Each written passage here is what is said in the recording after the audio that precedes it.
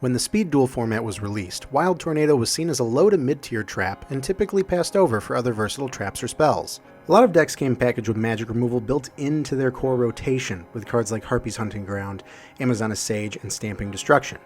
Even through the launch of Arena of Lost Souls booster pack, Speed Duelists gravitated towards strong traps like Windstorm of Itaqua, Kunai with Chain, Michizuri, or deck-specific traps like Amazoness Archers or Champion's Vigilance. Even the quick spell card Twister was favored over Wild Tornado, with players valuing the speed of the card over the life point loss they would take. But after the release of recent booster packs, I have found Wild Tornado to be one of the best and most helpful removal cards in the format, and I'll tell you why. Wild Tornado specifically reads, target one face-up card in the spell and trap zone, destroy that face-up card, then its controller can set one spell or trap from their hand. If this set card is destroyed and sent to the graveyard, target one face-up card on the field and destroy that target. An initial reaction to this text could be negative because this basically sounds like a Dust Tornado that can't target set spells, traps, or field spells. However, there are a few reasons why this card can be a game changer that I will present with just a few scenarios. Scenario 1. Standalone Magic Removal. Attack from the Deep released the first standalone free magic removal card in the format, Dust Tornado. This card acts similarly to the mystical Space Typhoon we see in the traditional Yu-Gi-Oh format, the only difference being that it is a trap card and must be set prior to use. It can target and destroy any card in the spell trap zone, including face downs and field spells. Wild Tornado can be used positively as a counter to a Dust Tornado in order to clear large monsters from your opponent's field. If your opponent Dust Tornadoes your Wild Tornado, you can chain Wild Tornado to use its secondary effect in order to destroy any face-up card on the field.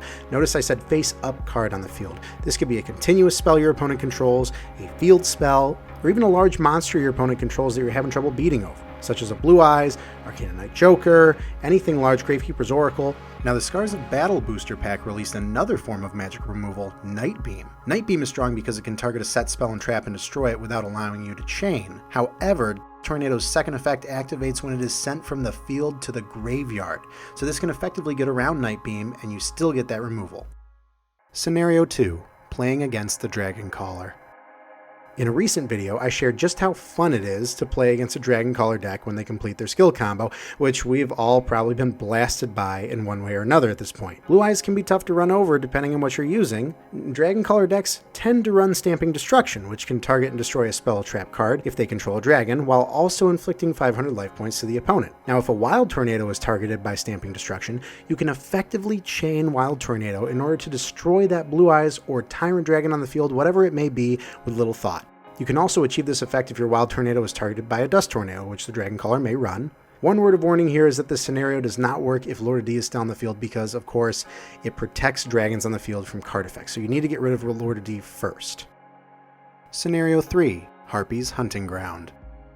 This scenario is a little specific to the Harpie Lady and Treble Synergy deck types, but it's a good example to highlight just how well a card like Wild Tornado can synergize with a deck. Harpie's Hunting Ground is the field spell that boosts Winged Beast monsters by 200 attack and defense, but the effect is known for its ability to wreck your opponent's back row. Every time you summon any variety of Harpie Lady or Harpie Lady Sisters, you must target one spell trap on the field and destroy it. On the surface, this seems like easy magic removal at the expense of your opponent, but if your opponent does not have any spells or traps on the field and you continue to summon the Harpies, you'll need to start destroying your own cards. Depending on what's on the field, a Harpie Lady player may decide to sacrifice Hunting Ground itself, but if you have a Wild Tornado set on the field, you can choose to destroy your own Wild Tornado in order to chain it and remove one of your opponent's monsters. That's something that Harpie's Hunting Ground can't naturally do by itself. If you manage to pull something like this off, you'd be looking at an opponent with not only no spells and traps, but also one less monster while you now control a field of Harpie Ladies.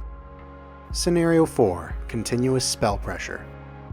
The release of the Attack from the Deep booster pack came equipped with several new spell and trap cards. A couple strong ones that come to mind that I've seen are Mask of the Accursed and Pyramid of Wonders. Now, Mask of the Accursed is a versatile continuous spell card used to lock an opponent's monster and preventing them from attacking, all while burning your opponent for 500 life points on each of your standby phases. So I've seen this card be used in several different deck types as a viable stall method or, of course, a burn tactic. Pyramid of Wonders is a little different. It's a continuous spell that boosts zombie monsters by 200 attack for each monster your opponent controls and can be sacrificed to prevent a zombie from being destroyed and sent to the graveyard. So it has a tendency to spiral a little bit depending on how many monsters you summon. Now, both of these cards that I mentioned are popular face-up continuous spells right now that Wild Tornado can both target and destroy. And additionally, the current meta favors equipped spells like Amazoness Heirloom. Obviously, we see Amazoness Heirloom and Sword of Dragon's Soul. There are a lot of warriors right now. Even a relinquished equipped monster, all these can be destroyed by Wild Tornado. And to be fair, Dust Tornado can do this too in this scenario, but let's face it, sometimes they're expensive in the paper format and you might not have them. These scenarios are a few reasons why I have started main decking Wild Tornado in the competitive decks that I use, and you'll definitely find at least one in my side deck against the current meta. Let me know your thoughts on Wild Tornado's capabilities in the comments below, and if you like this video, of course, feel free to hit the like button and subscribe for more. I've also partnered with Yugioh to publish the transcript of this video as an article, and I encourage you to check out not only this article, but all the other articles out there. That's at Yugioh. Thanks, everybody.